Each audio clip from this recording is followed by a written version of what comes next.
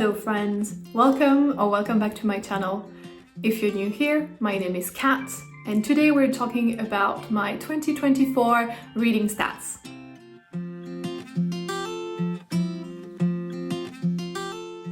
Okay, I'm gonna scoot to the side so that I can insert the graphics here, and then I'm looking at my laptop, so sorry for looking down.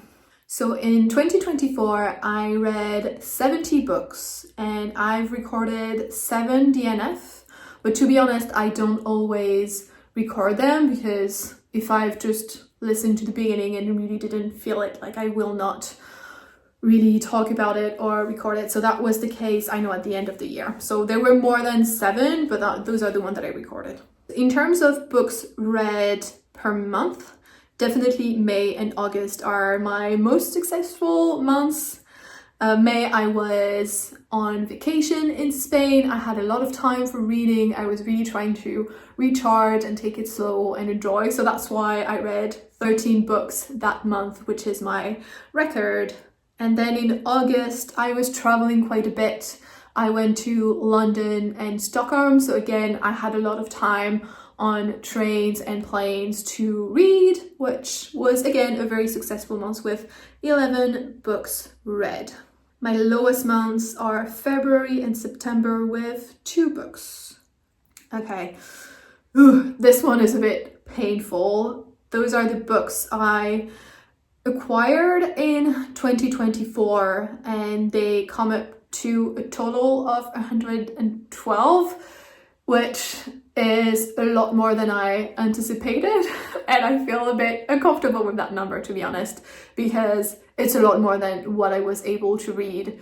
So I knew that I was accumulating more books than I could read, but seeing the numbers is quite the wake-up call. So I guess it's useful because I'm doing a low buy year this year, so it's helpful to see those numbers, but yeah, I didn't expect it to be that hard. That being said, 112 is across all formats, so that's audiobooks, ebooks, as well as physical books. Obviously, physical books is the biggest category, and this also includes gifts. So it's not like I didn't buy 112 physical books, but still, I bought probably too much. And it's quite interesting to see how irregular it was through the year, especially since I did 2 no book buying month in 2024, one in December, and I still got a few books, obviously with Christmas and then the Christmas book flood tradition I do with my husband. I don't remember which other month I did it in 2024, or maybe I did it in 2023 then. I don't know, I feel I did it twice this year, but still. So among those 112 books, I read 36 of them, or I read the 30 and DNF'd 6 others. So that means that I still have 76 to read, which is a lot. And of the ones I read, I unhauled 15.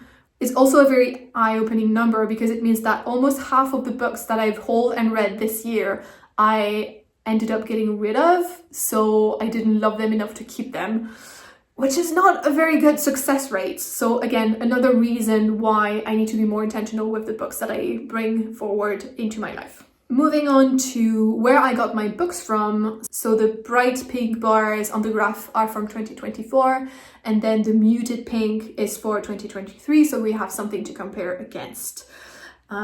So I did borrow a few books, kind of similar both years. I didn't use the library at all in 2023, which surprises me, but I did a little bit more this year, which is good. On the other hand, I kind of halved the number of books I read on Storytel, which I'm not super happy about because I pay a monthly subscription, so I want to be maximizing that. So in 2025, I think this is an indication that I need to prioritize audiobooks as well. And then books that I owned are the majority of the books that I read. So I'm still reading from my TBR, but it would be best if I was just accumulating fewer books. Then looking at format plus category, this includes both the books I read and the DNF that I registered. So the majority of the books I'm reading are from hard copy, over 50 this year and just under 60 last year. In terms of audiobook, again, the number of audiobooks I read this year has decreased quite a bit. I had just over 10 from Storytel. The other ones are from Audible or Zigzag, but that was more of the exception. I'm not a big ebook reader, that's why this number is so low, but I did read a little bit more in 2024 and probably I might read a bit more in 2025. In terms of the spread between fiction and non-fiction, in 2023 I had almost a 50-50 split between fiction and non-fiction. Quite different this year. I read twice as much fiction as I did non-fiction, so I read a lot less non-fiction this year. I think maybe an interesting data point as well in terms of comparison between 23 and 24 is that in November last year, I did a challenge of reading one book per day for 30 days. So I got through a bunch of books from my shelves, like the shorter ones. So I read, I think 93 books last year, which is quite a few more than I did this year. Okay, now in terms of languages, in terms of English, it's very similar between the 2 years, but I read much fewer books in French. I did a bit more in Swedish and in Spanish. I read 2 books in Swedish this year and 2 in Spanish.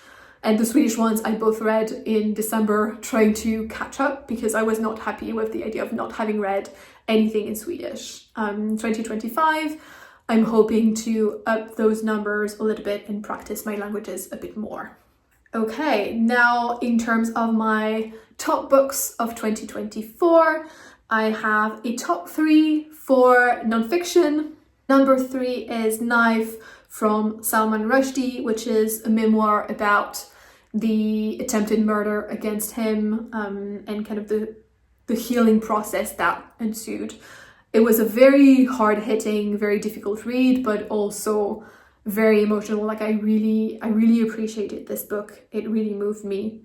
Second place is a graphic novel / autobiographical exploration. It's Todas las personas que fui. It's one of my books in Spanish from Alfonso Casas. It's a gorgeous graphic book. I've talked about it many times on my channel and I highly recommend it if you do read Spanish because I don't think it's available in English. And then number 1 is Empire of Normality by Robert Chapman. It's a book I read for Neurovember, the event I hosted around neurodiversity, how the brain and the mind work, and I thought it was a fantastic read. I will speak more about it in my December wrap-up. I don't know if it will be up before or after this video, but there will be more when it's up. And yeah, I thought it was a fantastic read, really well done, really interesting, really thought-provoking, so I can only recommend. And now moving on to the fiction books, just flagging that I didn't include rereads, so I want to give a special mention to The Mirror Visitor by Christelle Dabos. I reread the first volume, A Winter's Promise, which I absolutely adored.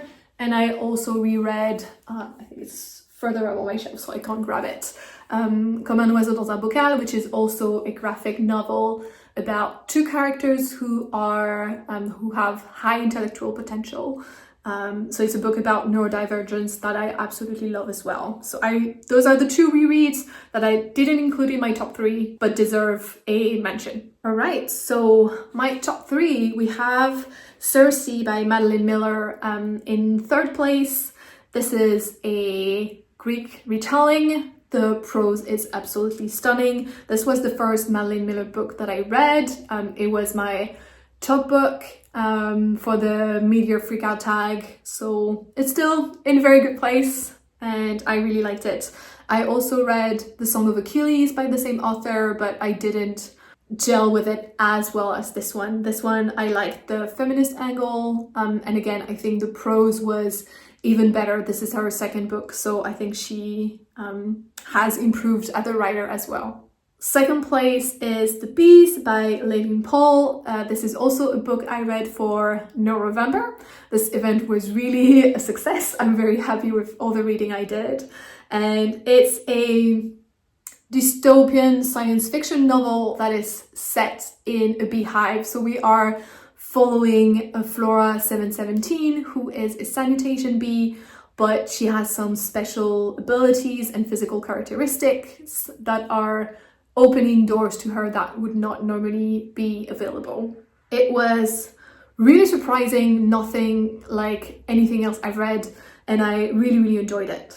And then finally, my favorite fiction book of 2024 is Cemetery Boys by Aidan Thomas. This is a fantasy YA novel where we are following Yadriel, who is a young trans boy in a family of brujos and brujas who have special abilities. They live in a cemetery. The brujas have healing powers, and the brujos are communicating with the dead and helping spirits to cross over to the next world. And so as a trans boy, Yadriel is having a hard time finding his place in his family and being accepted as a brujo. So he tries to summon a spirit to prove that he is a brujo, and he summons Julian, and then things ensues and a lovely romance ensues, and it was just a delight. It was a total surprise. I would have not discovered this book if it wasn't for November, and I had so much fun with it. It was really a delight. It's not a perfect book. There were some areas that were a bit weaker than others, but I really loved the characters and how wholesome they were and just how fully themselves they were. And yeah, I really grew attached to them and I had such a fun time with it. So this was my 2024 year in books. I hope you also had a great reading year with lots of new favorites. Let me know in the comments below which was your favorite book of 2024. And as always, thank you so much for watching, and I hope to see you in the next one. Bye bye.